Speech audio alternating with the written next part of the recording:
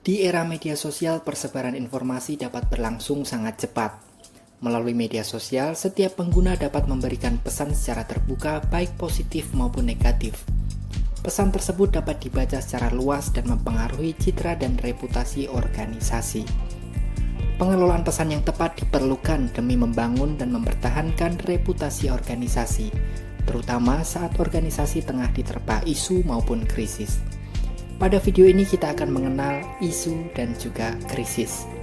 Kita akan memulai dari definisi isu. Isu adalah berbagai perkembangan biasanya di dalam arena publik yang jika berlanjut secara signifikan dapat mempengaruhi operasional organisasi, terutama berkaitan dengan reputasi organisasi. Kita dapat mendefinisikan isu sebagai kesenjangan atau gap antara harapan publik dengan aktivitas organisasi. Contohnya, masyarakat berharap kehadiran pabrik dapat memberikan kesejahteraan. Namun pada kenyataannya, kehadirannya justru menimbulkan permasalahan. Isu memang biasa dikaitkan dengan permasalahan, hanya saja dalam hal ini isu merupakan permasalahan yang memiliki dampak terhadap citra organisasi.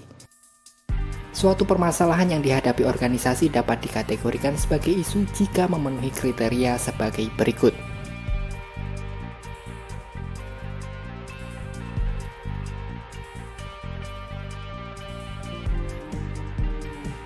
Terdapat dua jenis isu, yaitu isu eksternal dan isu internal.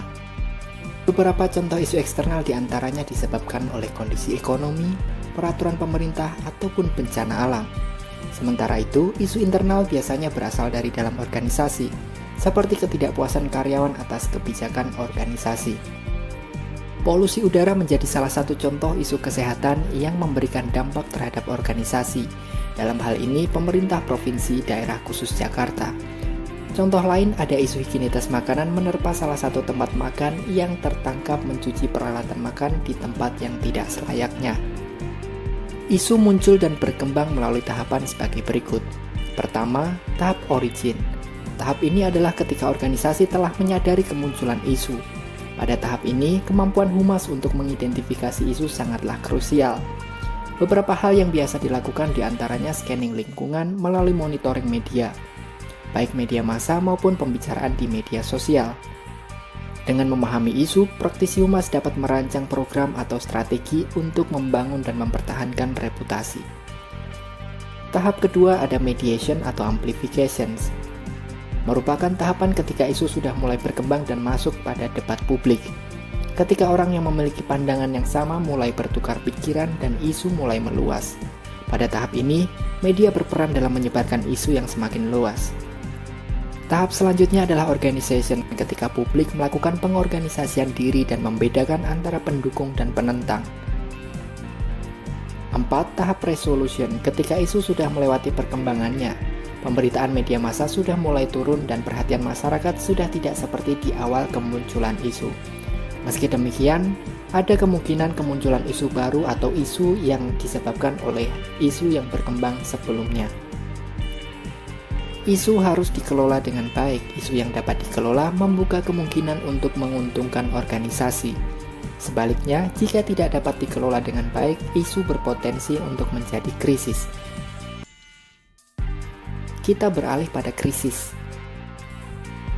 Krisis merupakan peristiwa spesifik, tidak diharapkan dan dapat terjadi setiap saat serta merupakan rangkaian beberapa peristiwa yang menimbulkan ketidakpastian tinggi dan dapat mengancam tujuan organisasi.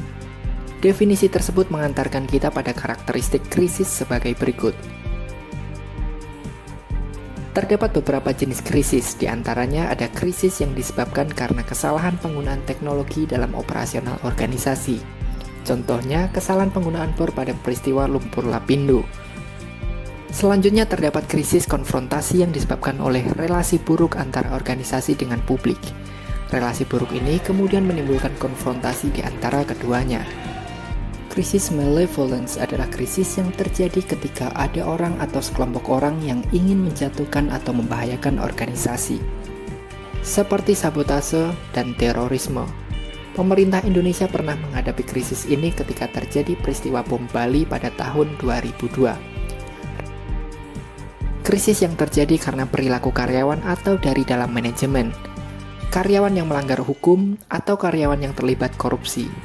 Kasus ini pernah terjadi pada Mahkamah Konstitusi saat hakimnya terlibat kasus suap. Krisis akibat bencana merupakan krisis yang disebabkan karena bencana alam, seperti peristiwa tsunami pada tahun 2004 dan juga pandemi COVID 2019. Peristiwa ini sangat mempengaruhi reputasi negara Indonesia. Hari ini kasus kematian akibat virus COVID-19 resmi menembus 100.000 jiwa berdasarkan data yang dihimpun dari Satgas COVID-19 per jumlah daerah.